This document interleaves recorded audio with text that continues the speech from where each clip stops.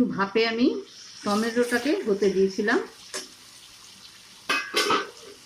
এবার আমি এর মধ্যে অ্যাড করব এই যে টুকরো করে যে মাছগুলো। দেখো লঙ্কা আমি সবসময় কাঁচা লঙ্কা ব্যবহার করার চেষ্টা করি, তা তোমরাও পারলে কাঁচা লঙ্কাটাই ব্যবহার করো, কেননা শুকনো লঙ্কা আমাদের খাওয়া ভালো না, তাই আমরা কাঁচা লঙ্কাটা ব্যবহার করব। এবার আমি এর মধ্যে মাছগুলো একে একে দিয়ে দেবো।